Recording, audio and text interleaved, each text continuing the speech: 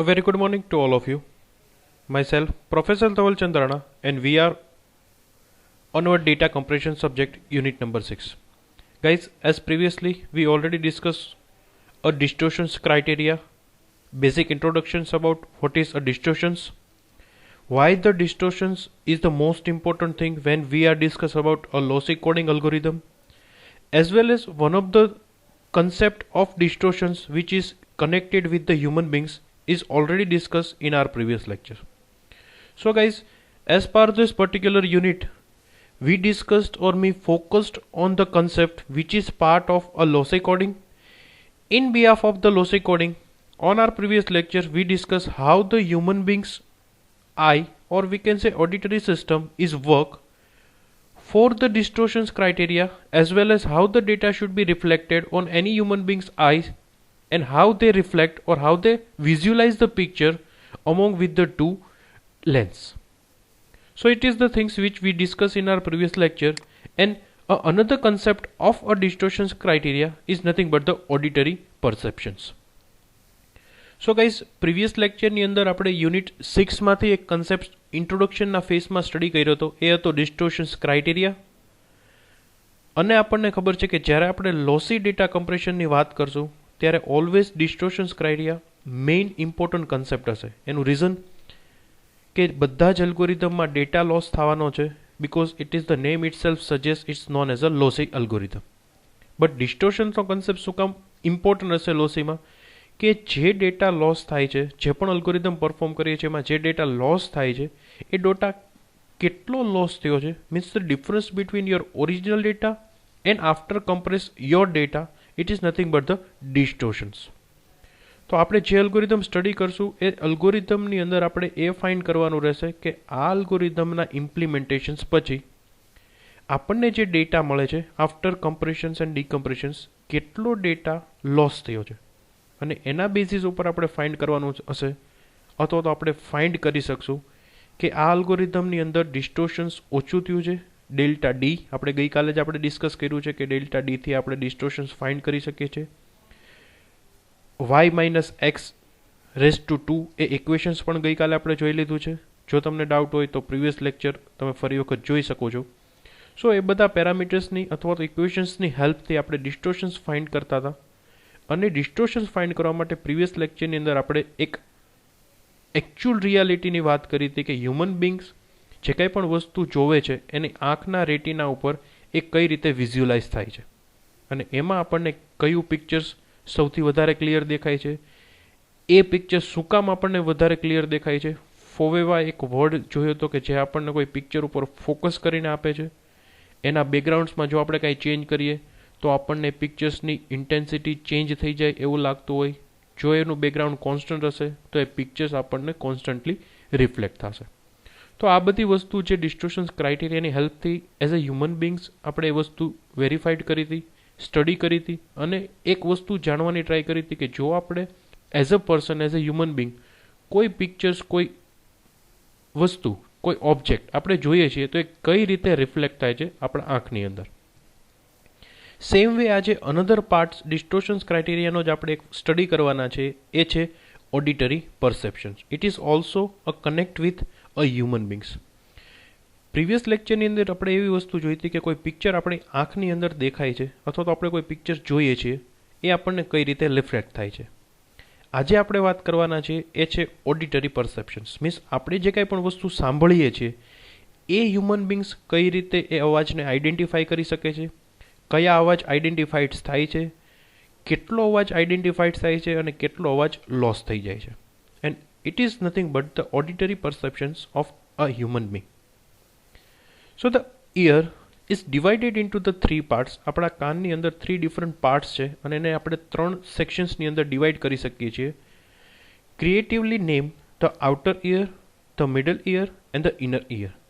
તો આપણા જે ઇયર છે એટલે કે કાન છે, જે આપણને કોઈ પણ વોઇસ સાંભળવાની હેલ્પફુલ થાય છે, એને આપણે 3 સેક્શન્સ અને 3 પાર્ટની અંદર આઈડેન્ટિફાઈ કરી શકીએ: outer, middle and inner ear. The outer ear consist of the structures that direct the sound waves or the pressure wave to the tympanic membranes or membranes or the eardrums. This is the membranes separate the outer ear from the middle ear. તો જ્યારે આપણે 3 પાર્ટ્સમાં કોઈ વસ્તુ divide કરીએ છીએ તો in between શું હશે? તો આઉટર ઇયર એન્ડ મિડલ ઇયરની વચ્ચે એક સેક્શન હશે, એને કહેશું મેમ્બ્રેન્સ.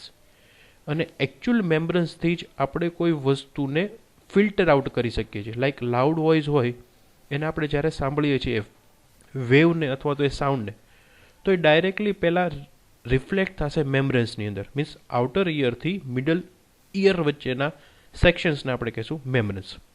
સૌથી પહેલાં એની અંદર એ પ્રેશર્સ એ સાઉન્ડ વેવ ઇફેક્ટ કરશે, રિફ્લેક્ટ થશે અને એના પછી આપણને એ વસ્તુ સંભળાશે. The middle ear is an air filter cavity containing the 3 small bones that provide a couplings between the tamping membranes and the oval window which lead into the inner ears. The tamping membranes and the bones convert the pressure wave into the air to acoustical vibrations. Second લાઇનની અંદર જ આપણે એવું already મેં કહી દીધું છે કે આઉટર ઇયર અને મિડલ ઇયરની વચ્ચે જે મેમ્બ્રેન્સ છે એની ઉપર સૌથી પહેલાં જે તમારો સાઉન્ડ છે અથવા જે પ્રેશર્સ ક્રિએટ થયું છે એ સૌથી પહેલાં રિફ્લેક્ટ થશે. ધેન મિડલ ઇયર અને ઇનર ઇયરની વચ્ચે એર ફિલ્ટર્સ કેવિટી કન્ટેનિંગ હશે અને એને આપણે 3 સ્મોલ બોન્સની અંદર આપણે ડિવાઈડ કરી શકીએ. તો એનું કામ શું હશે કે જેટલા વોઇસ જેટલું પ્રેશર ક્રિએટ થયું છે એમાંથી એઝ અ હ્યુમન બીંગ્સ કેટલું પ્રેશર્સ એક્સેપ્ટ કરી શકે છે. કેમ કે ઘણી બધી વસ્તુ હોય કે એટલો બધો સાઉન્ડ હોય તો આપણા કાનની અંદર એ વસ્તુ એક્સેપ્ટ ન થાય, આપણને ડાયરેક્ટલી આપણા બોડીની અંદર ઇફેક્ટ કરતું હોય. તો જો સાઉન્ડ થોડુંક ફિલ્ટર આઉટ થઈ જશે, એની કેપેસિટી એનું પ્રેશર્સ ઓછું કરી દેશે, તો એ કામ હશે તમારા મિડલ ઇયરના 3 ડિફરન્ટ બોન્સનું. Like tympanic membranes and the bones convert the pressure wave in the air to acoustical vibrations. તો એ કન્વર્ટ શેમાં કરી દેશે? તમારા પ્રેશરને એકાઉસ્ટિકલ્સ વાઇબ્રેશન્સની અંદર, કે જે એકચ્યુઅલમાં હ્યુમન બીંગ્સ એ વસ્તુથી આઈડેન્ટિફાઈડ કરી હશે અથવા તો એ સાઉન્ડ એ પ્રેશર્સને આપણા કાનની અંદર આવશે તો આપણે એને સાંભળી શકશું, સમજી શકશું અને ઇન્ટરપ્રિટ કરી શકશું. So it is the most important things when we discuss about a membranes which is in between your inner ear as well as a middle ear. Actual concept ત્રણેય વસ્તુ સૌથી ઇમ્પોર્ટન્ટ છે, બિકોઝ જ્યાં સુધી outer ઇયરના મેમ્બ્રેન્સ અને middle ear વચ્ચેના મેમ્બ્રેન્સ જોડે જો કોઈ સાઉન્ડ રિફ્લેક્ટ નહીં થાય અથવા તો એની ઉપર રિફ્લેક્શન્સ જનરેટ નહીં થાય અથવા તો એ સાઉન્ડ એના સાથે કનેક્ટ નહીં કરે ત્યાં સુધી એ મિડલ ઇયરથી ઇનર ઇયર સુધી નહીં પહોંચી શકે. સો આપણે જો કોઈ વાત કરીએ કે આપણે વોટર ફિલ્ટર આઉટ કરતા હોય તો એમાં જે રીતે ફિલ્ટર આઉટ થાય છે કે first filter, second filter and the last, એ જ રીતે આપણી ઓડિટરી સિસ્ટમ જે આપણે સાંભળી શકીએ છીએ, જે સમજી શકીએ છીએ અને જે વસ્તુ અવાજ આવે છે એને આપણે ઇન્ટરપ્રિટ કરી શકીએ છીએ, એ આ 3 સેક્શન્સની અંદર ડિવાઈડ કરેલું છે. The inner ear contains among the other things a snail strapped passage called as cochlea that contains the transducers that convert the acoustical vibrations to the nerve impulses. આમાં વર્ડ્સ ઘણા બધા એવા છે કે જે આપણે પહેલી વખત સાંભળીએ છીએ અથવા તો એકચ્યુઅલમાં આપણને આ વસ્તુની ક્યારેય ખબર જ નહોતી. તો આ બધા વર્ડ્સ એટલે યાદ રાખવાના છે અથવા તો સમજવાના છે કે એકચ્યુઅલ આ વસ્તુ ઇમ્પ્લિમેન્ટ આપણે કોઈ અલ્ગોરિધમમાં કરશું, રિયાલિટીની અંદર કરશું તો એ વસ્તુને આપણે સમજી શકશું કે એઝ અ હ્યુમન બીંગ્સ જો કાંઈ વસ્તુ આપણે સાંભળીએ છીએ તો એમાં કઈ વસ્તુ અવેલેબલ છે, કઈ વસ્તુ શું કામ કરે છે અને શું કામ આપણે એ વસ્તુને સાંભળી શકીએ છીએ, સમજી શકીએ છીએ અને આપણા કાનની અંદર કે આપણા હ્યુમન બોડીની અંદર કોઈ રિફ્લેક્શન્સ અથવા તો કોઈ બીજું ડેમેજ નથી થતું. So inner ear is the most important things contains among the another things known as a snail shaped passage called as cochlea that contain the transducers or we can say transformers that convert the acoustical vibrations to the nerve impulses. તો હવે આપણે એ ત્રણેય પાર્ટ્સને ફરી વખત સમજવાની try કરીએ. કોઈ પણ વેવ તમારા આઉટર ઇયરમાંથી મેમ્બ્રેન્સ થ્રુ મિડલ ઇયર સુધી જશે. મિડલ ઇયરના 3 બોન્સ એ પ્રેશર્સને હેન્ડલ કરશે અને ટ્રાય કરશે કન્વર્ટ કરવાની. એની પછી એ રિફ્લેક્ટ થશે ઇનર ઇયરમાં, અને ઇનર ઇયરની અંદર એક સ્નેપ એટલે કે નાગના આકારનું એક પેસેજ છે, એને આપણે કહી શકીએ કોક્લિયા. એનું કામ શું છે? ટ્રાન્સફોર્મર જે કામ કરે છે, કે જે ટ્રાન્સફર કરી શકે, તમારી ફ્રીક્વન્સીને મેનેજ કરી શકે, એ કામ કોક્લિયાનું છે, કે જે ટ્રાન્સફર તરીકે કામ કરશે. શું ટ્રાન્સફર કરશે? તો એક્ટોટિકલ્સ એટલે કે એકાઉટિકલ્સ વાઇબ્રેશન્સ, જે આપણને મિડલ ઇયર કન્વર્ટ કરીને આપે છે વેવમાંથી, એનું કન્વર્જેશન્સ, એનું ટ્રાન્સફોર્મેશન્સ નવ્સ ઇમ્પલ્સીસની અંદર કરીને આપશે. અને જે કાંઈ પણ સાઉન્ડ, જે કાંઈ પણ વોઇસ, જે કાંઈ પણ ફ્રીક્વન્સી નવ ઇમ્પલ્સીસની અંદર કન્વર્ટ થશે, એ વસ્તુને આપણું હ્યુમન બિંગ એક્સેપ્ટ કરી શકશે. તો જેમ આપણે કોમ્પ્યુટર સિસ્ટમ કામ કરે છે, કે આપણે કોઈ લેંગ્વેજની અંદર ડેટા નાખીએ છીએ કોમ્પ્યુટરમાં, ઓન સ્ક્રીન આપણને દેખાય છે, તો એ પણ એક પ્રોસેસ છે, કે એ પહેલાં કેરેક્ટર્સમાંથી આસ્કીમાં કન્વર્ટ થશે. આસ્કી એ મશીન લર્નિંગ જે હાર્ડવેર છે એને સમજવામાં હેલ્પ કરે છે. એ જ રીતે જ્યારે ઓન સ્ક્રીન પાછો ડેટા આવે છે, તો એ શું કરે છે? પાછું મશીન લેંગ્વેજમાંથી આસ્કીમાં કન્વર્ટ થશે અને પાછું એને કેરેક્ટરમાં કન્વર્ટ કરી દેશે. તો આ જ રીતે હ્યુમન બિંગ્સની ઓડિટરી પરસેપ્શન્સ 3 ડિફરન્ટ સેક્શન્સમાં ડિવાઈડ કરેલી છે: outer ear, middle ear and the inner ear. Outer ear અને મિડલ ઇયર વચ્ચે આપણી પાસે મેમ્બ્રેન્સ છે. મેમ્બ્રેન્સ મિડલ ઇયર પછી 3 બોન્સની અંદર ડિવાઈડ કરેલા છે, અને એ 3 બોન્સનું કામ છે એ ફ્રીક્વન્સીને મેનેજ કરવાનું, અથવા તો એર ફિલ્ટર તમે કહી શકો. After filtering your air filterings, the inner ear will be on a work. Means એ પછી શું થશે કે ઇનર ઇયર જે કંઈ પણ સ્નેલ શેપ્ડ પેસેજ છે એને આપણે કહેવાય કોક્લિયા, અને એનું કામ શું છે? ટ્રાન્સફોર્ડરનું છે. મીન્સ એક પ્રોસેસમાંથી બીજા પ્રોસેસમાં કન્વર્ટ કરવાનું. તો એની પાસે જે વોઇસ આવે છે, જે સાઉન્ડ આવે છે, એ એકાઉસ્ટિકલ્સ વાઇબ્રેશન્સ છે, અને એનું કન્વર્જેશન કરશે નવ ઇમ્પલ્સીસથી, અને એની પછી આપણે એ અવાજને ઇન્ટરપ્રિટ કરી શકશું. The human ear can hear sound from the approximately 20 Hz to 20 kHz as 1000 chem1 range of frequency. એ આપણને ઓલરેડી ખબર છે કે એની લિમિટેડ નંબર ઓફ ફ્રીક્વન્સી છે, એનાથી ઓછું હશે તોય આપણે નહીં સાંભળી શકીએ, એનાથી વધારે હશે તો પણ આપણે એક્સેપ્ટ નહીં કરી શકીએ. So it should be range between 20 Hz to 20 kHz. The range decreases with the age. Older people are usually unable to hear the higher frequency. As in the vision, auditory perception has a several non-linear components. આપણને આ reality ખબર છે કે જેમ જેમ એજ વધતી જાય છે એમ એમ આપણું ઓડિટરી સિસ્ટમ થોડીક ડાઉન થતી જાય છે, અને ડાઉન કયા બેઝમાં થાય છે? હાયર ફ્રીક્વન્સીને એ પર્ટિક્યુલર એજવાળો પર્સન્સ રીડ નહીં કરી શકે અથવા તો સમજી નહીં શકે. તો જેમ જેમ એજ થાય છે એમ હાયર ફ્રીક્વન્સી ઇન્ટરપ્રિટ કરવાનું ઓછું થઈ જશે.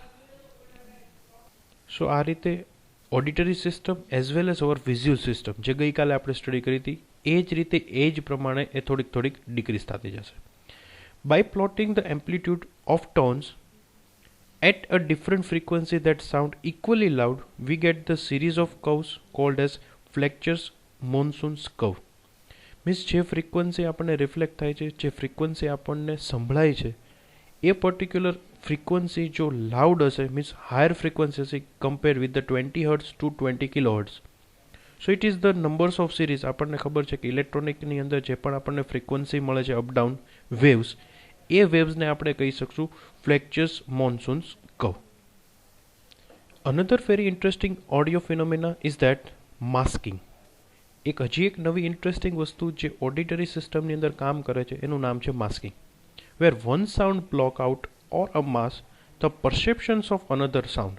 માસ્કિંગનું કામ શું છે કે એક વોઇસ જ્યારે પ્રોસેસની હશે, પ્રોસેસ એટલે કે ટ્રાન્સપોન્ડરની હશે, એટ એ ટાઈમ જો કોઈ બીજો વોઇસ આવે છે તો એને એ હાઇડ કરી દેશે. It is nothing but the masking. અને એ એકચ્યુઅલ આપણી હ્યુમન બોડીની અંદર, હ્યુમન સિસ્ટમની અંદર વર્ક કરે છે. લાઈક એઝ એક્ઝામ્પલ, તમે કોઈ હાર્ડર સાઉન્ડની અંદર, લાઉડર સાઉન્ડની અંદર છો અને ત્યારે તમારા મોબાઈલની રિંગ વાગે છે તો તમને ઇઝીલી નહીં સમજાય. સો it is nothing but a masking. The fact that one sound can drown out another seems responsible or reasonables. What is not to institute about a masking is that if we were to try to mask a pure tone with the noise, only the noise is a small frequency range around the tone being masked contributed to the masking.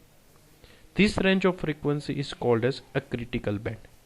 Means કોઈ એક ફ્રીક્વન્સીની અંદર તમે કોઈ void, કોઈ sound, કોઈ louder sound સાંભળો છો અને એની સાથે સાથે બીજું કોઈ નોઇસ એડ થઈને આવે છે, તો એ પર્ટિક્યુલર નોઇસ આપણને ક્લિયરલી નહીં સંભળાય, બટ એ સાઉન્ડ જે છે એ આપણને ક્લિયરલી સંભળાતું હશે.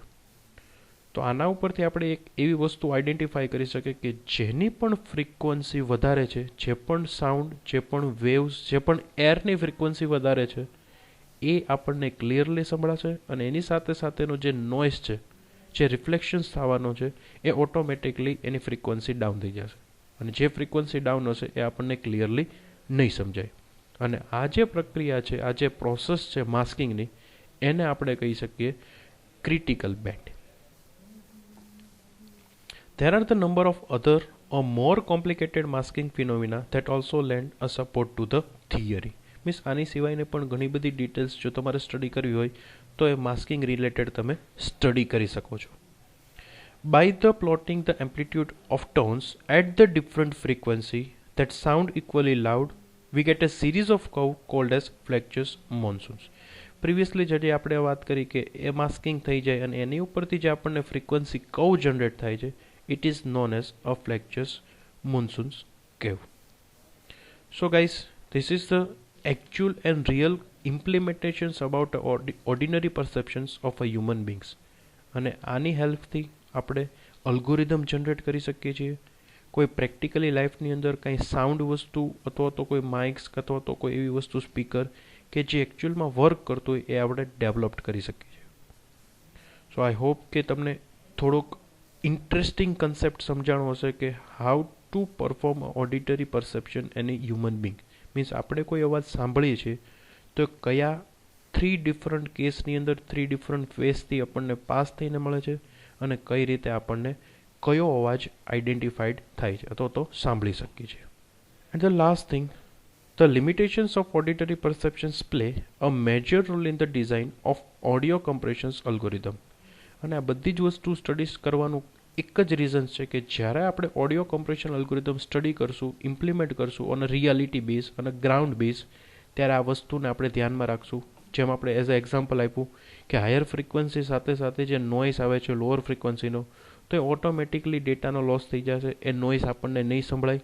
હાયર ફ્રીક્વન્સીનો ડેટા આપણે કેપ્ચર કરી શકશું અને એ જે પ્રોસેસ છે કે લોઅર ફ્રીક્વન્સીનો ડેટા જ્યારે હાયર ફ્રીક્વન્સી સાથે કમ્બાઈન થઈને આવશે ત્યારે આપણે લોઅર ફ્રીક્વન્સીનો ડેટા સેપરેટ નહીં કરી શકીએ, is nothing but the masking.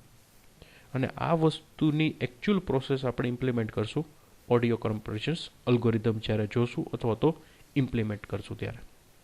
So guys, this is for the today's lecture, how the auditory perception is work as a part of a human being ear.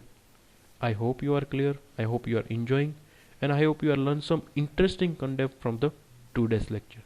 Thank you so much.